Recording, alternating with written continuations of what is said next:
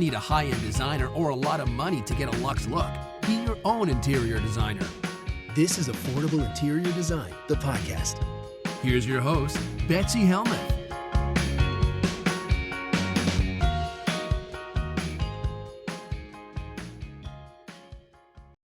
Hello, everybody. Those of you watching on YouTube may be wondering, Betsy, why are you dressed so casually and why do you look like you've aged 15 years? Well, guys, I'm dressed so casually, sweatshirt, hair pulled up, very little makeup, which is the usual, but even less makeup than the usual.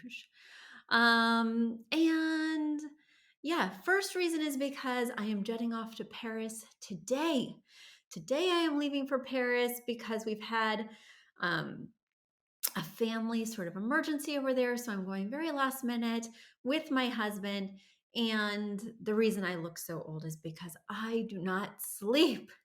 I do not sleep. I toss and turn and toss and turn. And I'm only 5 months in. I mean, I remember it being like this when I was 9 months in with my other ones, but I toss and turn at 5 months in. So that's the reason for all of that. But I would not leave you hanging, even though I will be leaving for the airport in less than 2 hours. And even though I have slept less than 2 hours, I am here to answer your design questions because I care about you just that much. I'm just that dedicated. So there we go. You guys have lots of great questions that have come in. But before I launch into that, last night when I could not sleep and was tossing and turning, had all these thoughts about what I would share in my opening banter with you guys, and I totally forgot it. Oh, I remember. So remember how I just told you I'm going to France for family emergency? Well, it's not really family, but I consider it family. So when I was in high school, my mom sent me to live with a host family in the south of France. And a host family, you don't exchange, you go over there. And I went to this host family and I was, I don't know, 16, 15. And I go over there and I don't know anyone. And I'm with this tour group initially. And then the tour group puts you on these little trains and you just get jetted off to the destination where your family will meet you all over the country. So the people that I was in the initial tour group with, I only went with a couple of them to where I was going, Valence, okay, which is in the south of France, Valence wasn't my ultimate destination. But where I was going is an hour from the Alps and an hour from the Mediterranean. So it's super hot and super mountainous. Okay. And it's a very remote village with 100 people, and about 80% of them are nearly 100 years old.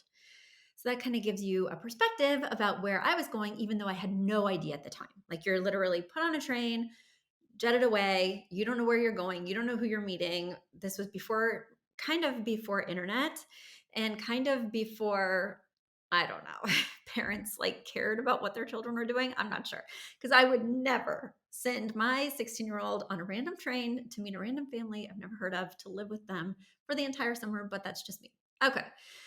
So I get on this train with a smattering of other kids, and then we're waiting at the train station in Valence for our family, quote unquote, to come pick us up. And everybody gets picked up except for me. And I am waiting there at the station, and I'm pretty brave. Like I've been to sleepaway camp. This is not like going to get me down. I'm not homesick yet.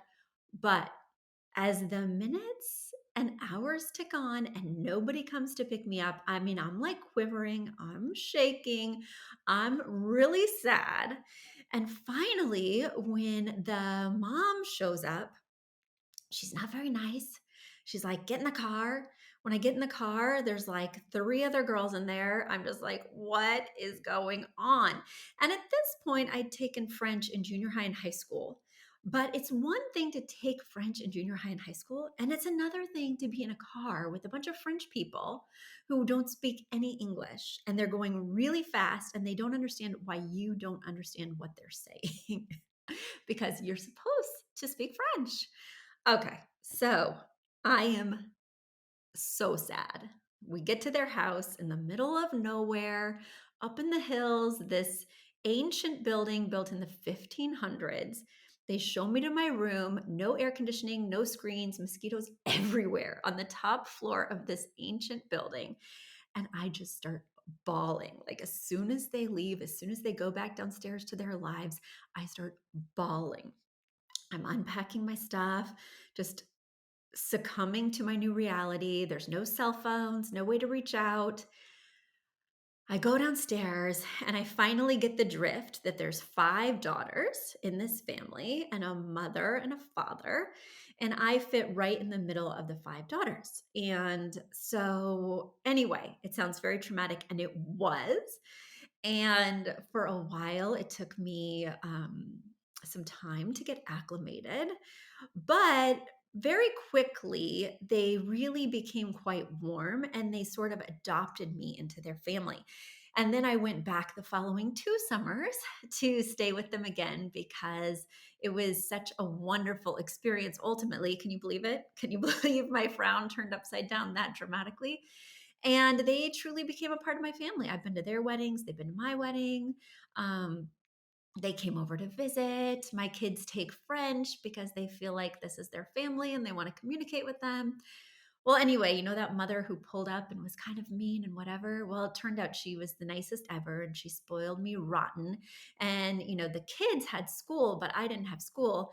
They would go to school till like July. So she would drive me to different bakeries and say, "You're going to eat all of France." And there was a special section in the fridge just for my special food because she would buy me all these treats because I didn't know any of the French treats and her kids already did. So it was a really special connection with her. But the reason I'm bringing all this up, because you're like, who cares? Well, she's terminally ill, which is why I'm going over there because I want to say goodbye and tell her how much she's meant to me. And of course, I've talked to her on WhatsApp and video, but I want to say goodbye officially, which is making me really sad.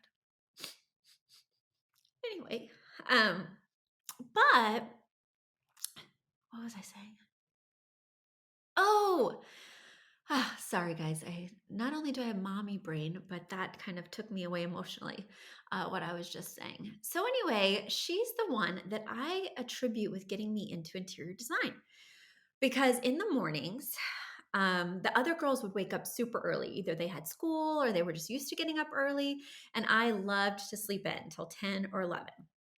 But I realized that when you sleep in and you live in a family with 5 sisters, all the good breakfast food is gone by the time you get downstairs. So I started setting an alarm. So I'd be the very first one to get up so I could have the very best pickings of the breakfast food because the dad would go to the bakery early in the morning every day, bring home a whole table filled with baked goods. And then, you don't want to be the last one because not only did you get the dregs, you also had to clean up after everyone. So that was motivation enough. Okay. But I would be so lonely because I would be the first one down there just hanging out by myself. What am I supposed to do? No internet, no iPad, no phones at that time. But the mom had a stack of interior design magazines, French interior design magazines. And she lived in this 1500s house and she had it really decorated to the nines.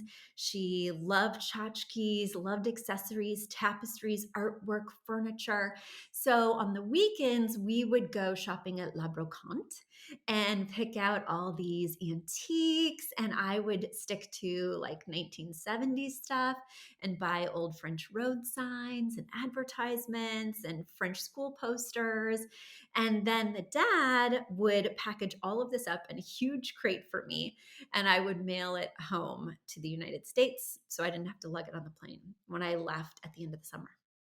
Anyway, I attribute her, as you may have read it in the back of my book, with really starting my love of design because I must have stained a lot of her magazines with my Nutella fingers, but she was so generous to kind of indulge my enjoyment of her hobby. And we had so much fun together. And I'm going to miss that. I'm going to miss a lot of things. So, anyway, when you think back to your love of interior design, where did it start? At that time, I had no aspirations to be an interior designer. And even after I left, I never really thought about it besides looking at interior design magazines here. And then my mom, my French mom, would mail me the Art Deco magazines from France because those are the best ones, by the way. And so I had a hobby or passion, but I never really thought about turning it into a career. But when I look back, the seed was really planted at that time because my own mom, my biological mom who I lived with, hated furniture. And we had very minimal furniture throughout the house. The minute I left for college, she got rid of the dining table, she got rid of the sofa. Like she just did not like furniture. And it was such a contrast to my French mother who had everything full. Everything. In fact, whenever she would bring home a new car full of things from the Brocante, her husband would be like, "Oh my gosh, Sylvie, where are we going to put it?" So they built a little house across from their house. They called it the guest house because they had a ton of guests. And then she started filling that. So anyway, that's my story. All right. Just feeling nostalgic before I head off. And tomorrow, I'm going to take the red eye. So I'm going to arrive tomorrow and I'm going to take that same train that I took to Valence and get off at the same train station where I got off before. And I hope the French sister remembers to pick me up on time. Please. Okay, there we go. So now let's get into your questions because a lot of them have come in. So I'm excited to dive right into our mailbag. The first question comes from Georgia, and Leslie is writing in. She writes, "Hi, Betsy. I love your podcast, and I'm a longtime listener. I've submitted a picture of my kitchen keeping room. Kitchen/keeping room, excuse me. It's narrow and doesn't get a lot of natural light. I am redoing cabinetry, countertops, and paint. I was also thinking about accessible beige cabinets, aesthetic white walls, and white quartz with beige veining. I also included a picture of the tile I was thinking about. Thoughts? Do you have any other suggestions on how to lighten up the space? Pendant ideas, different paint colors, sconces, etc. I want this to be warm and inviting while still being light and airy. You are so talented and your advice would be very much appreciated. Thank you, Betsy." Thank you, Leslie. It's always nice before I answer your question to get multitude of compliments. So I really appreciate that. All right. So, yes, you sent in some wonderful pictures. The first picture that you sent in is of that tile that you referenced for the backsplash. And it's a square tile that's got a rustic finish. It looks hand hewn and hand glazed. Some of the tiles look more white and off white. Some of them are even dark enough to be considered beige. They have a sort of mottled surface so that it's not just a flat color, but it's got some patina to it. And then looking at your other pictures, you've got this really open kitchen space. And I'm excited for what you mentioned in terms of the beige cabinetry, the veining on top, etc. So I think that that is a really nice touch. I think part of the reason it's feeling so dark is because you do have dark wood floors, which I wouldn't want you to change, but also you don't have a lot of natural light. And I think a big part of that is because the shades are down. And also, you seem to have a eucalyptus type wreath hanging over the kitchen window, which I think isn't helping with the illumination. So I would remove the wreath, maybe pull the shades up a bit if you don't need it for privacy. And in terms of augmenting the light, I think I'm seeing the finished product here. I think so, or I'm not sure. But if you wanted to make this space a little bit lighter and brighter, you could always add a mirror opposite that window. So you have kind of this kitchen cart/butcher block cart that's opposite the window. And if you put a mirror above that, it would not only reflect the natural light from the window, it would also reflect the light from the pendants above the peninsula. I think that could be a really nice choice. And the longer the mirror on that wall, because you do have a relatively long wall, the more it might reflect light from even the adjacent open living room. So I think that could be quite interesting. The other thing I might consider is swapping out the wooden stools. The wooden stools with the wooden floor with the beige cabinets, I think are starting to feel a little bit too brown.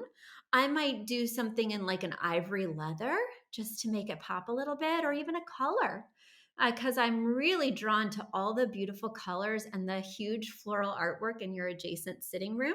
I guess that's what you're calling the keeping room. I love it.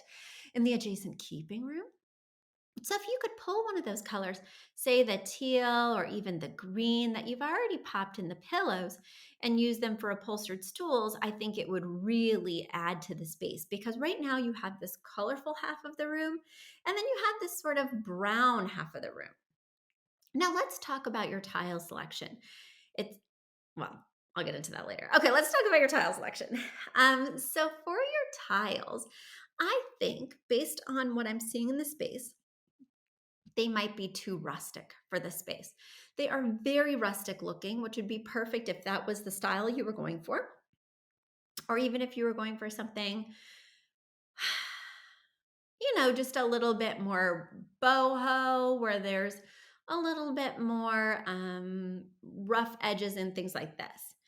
But it doesn't appear that that's the style you're going for in this space. So for me, it looks a little bit out of place because they are so um, imperfect and so, well, I just didn't want to use this word again, but I will, rustic. I would really suggest that you go in a different direction. If you don't want to do the stools in a color, it might be fun to bring a little color to this backsplash. The backsplash is the one place that I think that you can kind of make a statement or a trendier kind of moment with tile. I wouldn't suggest that for the floor or a bathroom where it's really a large commitment and it's hard to swap it out. But for something like a backsplash, you need so little of it that it can be worth the splurge and the investment to do something rather bold. And, since you're worried about getting dark over here, I would avoid anything navy or black or, even dark in terms of a neutral. And instead, I might go for that beautiful sage green or something like that that also has a hint of warmth to it because we know that green has a little bit of yellow with it. So that's my suggestion. The other thing I'm seeing as an opportunity for color or brightness would be the rug in your kitchen. Because right now it's like this woven matte style rug that's in a light beige. And again, it's just contributing to the issue, in my opinion, where there's neutrals on one side exclusively and color exclusively on the other side. And these two spaces are not really feeling cohesive, not feeling like one because of that stark dichotomy. All right, there you go, Leslie. I hope that answered all your questions and I hope it's helped with your next selections. My next question comes from Georgia again. And this one is from Bailey. Bailey writes, "Hi, Betsy. I hope all is well. We recently moved to a traditional brick home in southern Georgia and are slowly making each space more our style. Please help with our kitchen. My words are curated, traditional, and I'm hoping to work within a $3,000 budget. You'll see some pictures of our kitchen. It's brown. My main question is how to dress the big window to make it a focal point. Any other suggestions about rugs and lighting would be appreciated. I just bought polished nickel cabinet hardware. There is also a picture of the rug in the disconnected living room.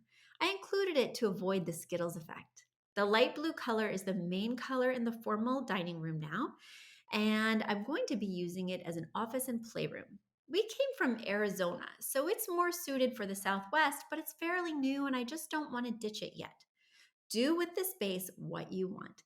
Thank you, Betsy. It needs help, and I'm just not sure where to start." Well, I love that you've sent in pictures because that's always a big help. So, for those of you not watching along on YouTube, let me describe it to you. Bailey's kitchen is brown. It is brown. I agree with you. So, it's got mid-tone wood floors that have a very conspicuous wood grain, which I actually like. I think it gives a lot of character and drama to the space. But then the cabinets are the same wood tone, that mid-tone wood, but they are not as varied with the wood grain and their wood grain is more subtle. Then you have a lot of bronze light fixtures. Currently, you have bronze handles on the cabinetry. You have a bronze pendant light above the kitchen. And then above the dining area that it's adjacent to, you have a bronze chandelier. You have a beautiful window that's arched, that's in the dining area, but really there's no natural light in the kitchen area, which I think is also contributing to the fact that this feels very cavey and dark. So yes, I do think that there's a lot of opportunity to make this space more interesting and more dynamic and to really embrace that window. Okay, so I do see the rug that you're bringing with you, and it is very Southwest. It has like the geometric pattern with the diamonds repeated. It has, some checks. It has a lot of different colors, including burnt orange, like faded denim, a kind of dusty teal. Um, yeah, and then a cream with fringe on the outside. And I really love this rug. You may think because you're coming from Arizona that it screams Southwest, but to me, it's really more. It can be used in lots of different applications, which is what I'm trying to say. However, however, I do not think that it aligns with your words curated traditional. I don't even think that the space aligns with your words curated traditional. When you're talking about traditional, you are talking about a lot of decorative molding, right? Which you do not have. You don't even have crown molding in this space, which for me is totally fine. But I'm just telling you that I don't think that this, well, I know. It's not think, I know that this space is not traditional. Your cabinets are not traditional. They do have an inset framing with an arch at the top, which does lend itself to something that's not contemporary, right? So I would call it transitional for sure. But you have standard baseboards. Like there's nothing really truly ornate or decorative or kind of over the top in terms of its decorative features that really for me connotes traditional. And when I'm looking at your furniture is really not traditional. In fact, your furniture, having these simple shaker back chairs that have much cleaner lines than I typically see with youth and transitional. These kind of lend themselves towards mid-century modern. And then you have a cabinet in the corner that looks like a bar cabinet, and it's kind of in the style of Crate and Barrel. I mean, very linear, maybe with some mild detailing, but nothing too fancy, right? And traditional feels a little fancy, and that's not what I'm getting here. You are definitely not curated traditional right now. That rug that you're bringing in could be boho, could be international, could be Southwest, certainly. It could go in several different directions. Certainly, eclectic would work well with that rug, but it is not traditional. So, the items that you're currently working with, including the architecture, including the rug, none of that is saying traditional. Additionally, I don't typically think of polished nickel as traditional. Now, there are certain applications where that can be proven wrong, but typically traditional is like a brass or gold metals, that warm metal finish. Yeah, this is not traditional. Okay. I think you need to get a lot of clarity around your two-word phrase. That being said, I can still help you dress this window. When you have an arched window, the best thing to do is to put a rod over the top of the arch. So you're going to need really long drapes because you're going to put a straight rod over the top of the arch, extending past either side of the window, and then do two panels that go all the way to the floor from the top of the rod. And the panel should just cover the window frame, but should then go out further, at least 8 to 12 inches past the window, in my opinion. So you'll hang that bracket 8 to 12 inches out past the widest point of the window frame. So that way it really enlarges this window and makes it feel much more grand than it currently feels. Now, these drapes, unless you do them double wide, which would be a lot of fabric, would not actually be something that you would draw. They would be purely decorative, adding color, pattern, texture, and really emphasizing the gorgeous height in this dining area slash kitchen. But you would just leave those drapes hanging to the side all the time. And when you do want that privacy, you would close the blinds that are already on the window. That's my opinion there. And it really doesn't matter what style you're going for. That approach to this window is going to work beautifully. Then you're going to want to pull a color from your inspiration piece, and that very well could be the rug in this scenario because it's so multicolored, and use that for the drapes. And there you go. That'll solve some of the problems. And if you're going to do polished nickel on the cabinet hardware, I really want you to reconsider those light fixtures that are dangling down from the ceiling because they are going to be incongruous. So you have a lot of thoughts here, Bailey, a lot of thoughts to think through and get clarity on before you make these changes, okay? Because I'm also seeing that the door handles are bronze as well as the hinges. So do you want to reinvent the wheel? And if so, you need to have a lot of clarity on where you're driving. Get it? Wheel driving? Okay, whatever. I'm already jet lagged and I haven't even left, people. Well, thank you so much for being back with me again this week. I can't wait to talk to you next week. And until then, bye.